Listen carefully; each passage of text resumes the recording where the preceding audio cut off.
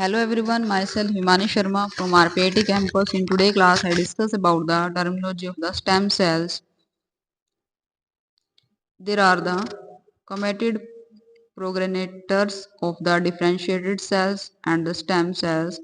First step is the multipotent hemopoietic stem cell is converted into the multipotent hemopoietic progenitors, and also they are converted into the two forms, that is the common lymphoid progenitors and the common myeloid progenitors.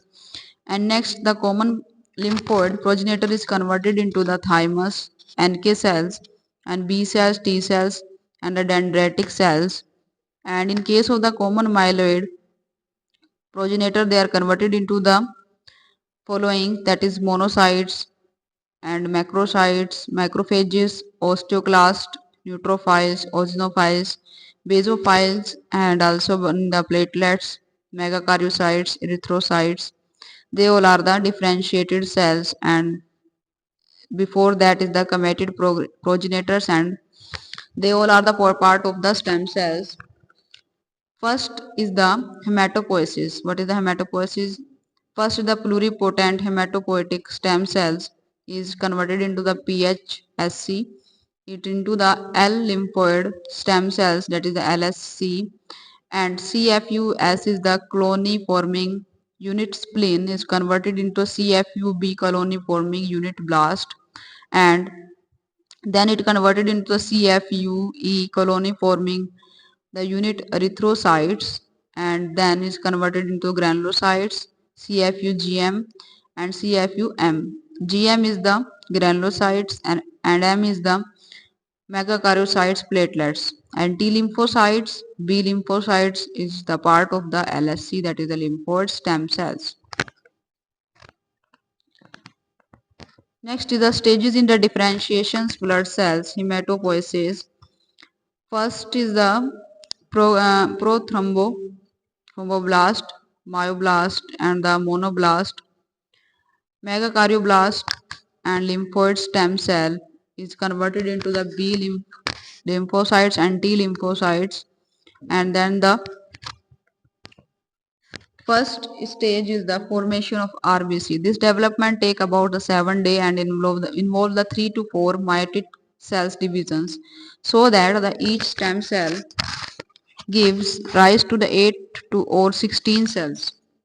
Erythropoiesis is the megaloblast, and then the stem cell part is the chromatid cell is the proerythroblast. Hemocytoblast is converted into the proerythroblast, and then it converted into basophilic erythroblast. That is the phase 1 ribosomal synthesis.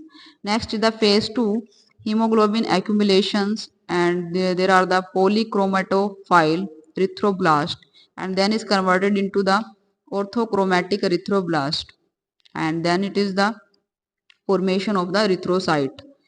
So there are the stages of the formation of the erythrocyte, that is the RBC, and there are the size variations. First, in case of the stem cell, that is the megablast, is the 15 to 20 micron meter nucleus. This is a big HB absent. And next is the early normoblast. There are the nuclear size decrease and nucleoli absent, HB absent means hemoglobin absent.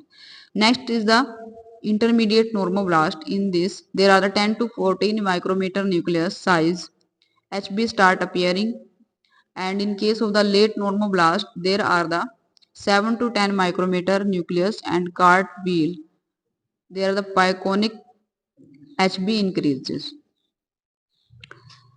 Erythropoiesis, there are the progenitor precursor is the erythroblast precursors, erythrocytes, next converted into the erythroblast precursor into the erythrocytes, colony formation in the vitro, hemoglobin accumulation, nuclear condensation, decrease cells size, decrease mRNA morphologically identifiable.